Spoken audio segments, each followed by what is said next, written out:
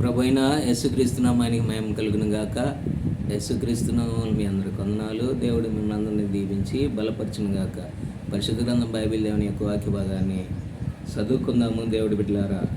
మరి కీర్తన గ్రంథము 34వ అధ్యాయము 10వ వచనము, సింహ పిల్లలు లేమి గలవై ఆకలి గొనెను, యెహోవాను ఆశ్రయించు వారికి ఏ మేలు కొదవై ఉండదు. ఎంత గొప్ప మంచి మాట అండి. నిజంగా అడవిలో సింహ పిల్లలైన ఒకల ఆకలి కొని లేమి కలిగి ఉంటాయేమో, కానీ నిజంగా యెహోవాను ఆశ్రయించు వారికి ఏ మేలు కొదవై ఉండదు అని వాక్యం రాయబడింది. మనమందరము యెహోవాను దేవుణ్ణి ఆశ్రయించినాము కాబట్టి దేవుడు ఈ లోకంలో మనల్ని మేలులతో నింపి ఉన్నాడు. ఆయన చేసే ప్రతి ఒక్క మేలు, ఆయనిచ్చే ప్రతి ఒక్క ఆశీర్వాదము, ఆయనిచ్చే ప్రతి దీవెనల ద్వారా మనం సంపూర్ణంగా బలపరచబడుతూ ఉన్నాము. నిజంగా ఆ యొక్క జంతువులైనా లేమి కలిగి ఉంటాయేమో, ఆకలి కలిగి ఉంటాయేమో, కానీ ఆయన నమ్ముకున్న వారికి ఏ మేలు కొదవై ఉండదని వాక్యము రాయబడుతూ ఉన్నది. నువ్వు ఆయన్ని ఆశ్రయించి ఆయనతో ప్రభు విశ్వాస జీవితంలో నడుస్తూ ఉన్నప్పుడు నీకే మేలు కూడా కొదవై ఉండదు అని వాక్యం సెలవిస్తూ ఉన్నది.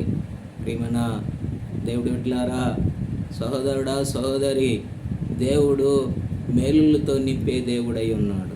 ఎప్పుడైతే మనం ఆయన్ని ఆశ్రయిస్తామో ఆ ఆశ్రయం ద్వారా దేవుడు మనకన్నింటిని కూడా మేలు చేసే దేవుడై ఉన్నాడు. ఆయన చేసే మేలు కంటికి కనబడవు, చెవులు కనబడవు, హృదయానికి గోచరించు. అయితే తన పిల్లలైన వారికి ఆయన అనేకమైన గొప్ప మేలులు చేసే దేవుడై ఉన్నాడు. నువ్వు అనుకోవచ్చు, దేవుడు నా జీవితంలో ఏ మేలు నాకు చేయట్లేదు. కాదు, నీకు మేలు చేయటము నువ్వు బ్రతికొనటమేనని. ఈ లోకములో నీకంటే గొప్పవారు, నీకంటే బలవంతులు, నీకంటే ధనవంతులు, నీకంటే అందసందములు కలిగిన వారు భూమి మీద ఒకవేళ లేరేమో.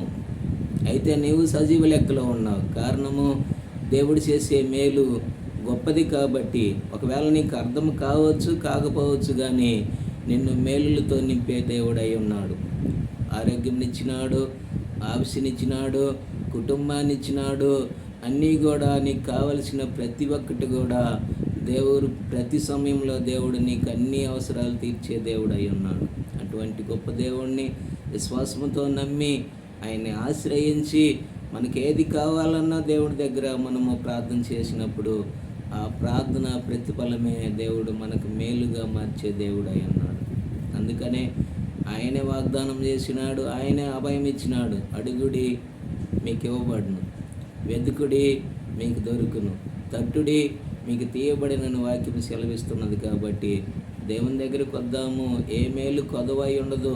నిజంగా సింహం పిల్లలైన ఒకవేళ ఆకలి కొని ఉండొచ్చు, కొదవగా ఉండొచ్చు, మరి ఏమీ లేకపోవచ్చు, కానీ నీకు మాత్రం నువ్వు దేవుణ్ణి ఆశ్రయించి ఆయన కాడికి వచ్చి ఆయనతో నువ్వు నడిచినప్పుడు, ఆయన దగ్గర నువ్వు మొరపెట్టుకున్నప్పుడు ఆయన సమస్త మేలులతో నిన్ను, నీ కుటుంబాన్ని దీవించే దేవుడై ఉన్నాడు. కాబట్టి అటువంటి దేవుణ్ణి సంపూర్ణంగా నమ్ముదాము.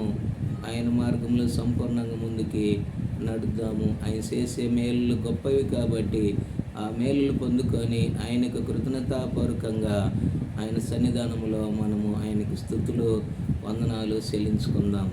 దేవుడు వాక్యాన్ని దీవించి బలపరచును గాక. ప్రార్థన చేసుకుందాం. మహాపురుషుడు తండ్రి, సర్వశక్తిమంతుడా, ఈ లోకంలో ప్రభువా నీ బిడ్డలమైన మాకు నీ మేలు గొప్పగా సమస్తాన్ని ఇస్తున్నావు, సమస్తాన్ని దయచేస్తున్నావు. మమ్ములను, మా కుటుంబాలను ఆశీర్వదిస్తున్నందుకు స్తోత్రములు నాయన. ఒకవేళ సింహ పిల్లలు ఏమి కలిగి ఉంటాయేమో, ఆకలి కొని ఉంటాయేమో, కానీ నిన్ను నమ్ముకున్న వారిని ఏమాత్రము విడిచిపెట్టే దేవుడు కాదయ్యా. నీ ఆశ్రయం గొప్పది, నిన్ను నమ్ముకోవటం గొప్పది. కాబట్టి మమ్ములను, మా విశ్వాసాన్ని బలపరిచి కుటుంబాలు 30 60 100 దీవించమని యేసు ప్రభు నామములో ప్రార్థించి అడిగి వేడుకొనుచున్నాం మా తండ్రి. ఆమేన్. దేవుడి బిడ్డలారా, వీడియోని లైక్ చేయండి, షేర్ చేయండి. ఈ యొక్క పరిచర్య కొరకై ప్రార్థన చేయండి.